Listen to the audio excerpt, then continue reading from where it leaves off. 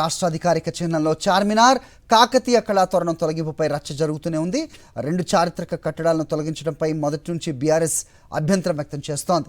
ఇందులో భాగంగా దీనిపై బీఆర్ఎస్ పోరాటానికి సిద్ధమైంది. నేడు చార్మినార్ వద్ద చేపట్టనున్న ధర్నా కార్యక్రమంలో బీఆర్ఎస్ వర్కింగ్ ప్రెసిడెంట్ కేటీఆర్ పాల్గొనున్నారు. రాజముద్రపై ప్రభుత్వం చేస్తున్న దగుల్బాజీ రాజకీయాలను ప్రజలు తిరస్కరించాలంటూ బీఆర్ఎస్ పిలుపునిస్తోంది.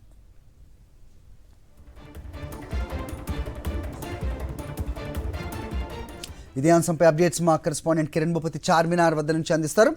కిరణ్ భూపతి, చెప్పండి, సో బీఆర్ఎస్ అభ్యంతరాలేంటి, సో ఈ ధర్నా కార్యక్రమానికి కారణం ఏంటి? అలాగే మరోవైపు ముఖ్యమంత్రి రేవంత్ రెడ్డి ఈరోజు రాజకీయ పార్టీలకు వివరించే ఉద్దేశం కూడా ఆయనకు ఉన్నట్టుగా తెలుస్తోంది.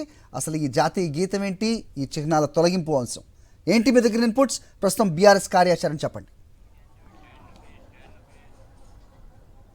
హరి, ఇప్పటికే తెలంగాణ 10 ఏళ్ళ గడుస్తున్నటువంటి నేపథ్యంలో దశాబ్ది ఉత్సవాలు కూడా ఇప్పటికే చేసుకుంటున్నటువంటి పరిస్థితులు అయితే కనబడతా ఉన్నాయి.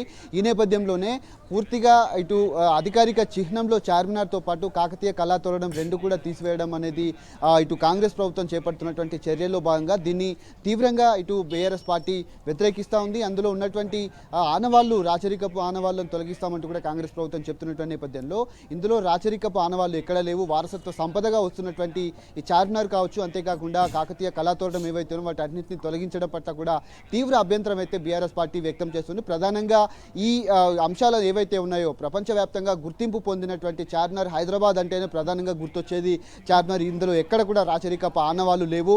వారసత్వ సంపదగా గుర్తించినటువంటి చార్మినార్ ఏదైతే ఉందో పూర్తిగా దాన్ని కూడా తొలగించకూడదు అంటూ కూడా ఇప్పటికే బీఆర్ఎస్ వర్కింగ్ ప్రెసిడెంట్ ఏదైతే కోరుతున్నటువంటి పరిస్థితి అయితే కనబడుతుంది.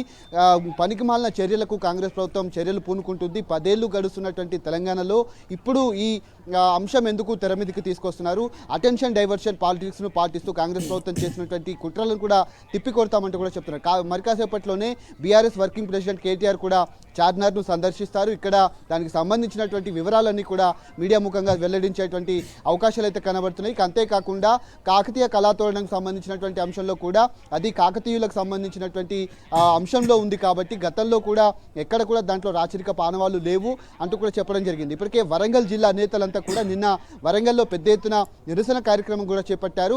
దీన్ని ఒక రాజకీయ కోణంలో కాకుండా ఖచ్చితంగా హైదరాబాద్ కావచ్చు, తెలంగాణకు సంబంధించినటువంటి ఆత్మగౌరవ ప్రతీకలుగా వీటిని గుర్తించాలంటూ కూడా ఇప్పటికే బీఆర్ఎస్ పార్టీ పోరాటం చేస్తుంది. ఖచ్చితంగా కాంగ్రెస్ మొడల్ వంచుతామంటూ కూడా ఇప్పటికే పార్టీకి సంబంధించినటువంటి నేతలైతే కోరుతున్నారు. కాసేపట్లో కేటీఆర్ వచ్చిన తర్వాత ఏం మాట్లాడతారనేది మాత్రం వేచి చూడాలి. Hari, okay, thanks for the inputs.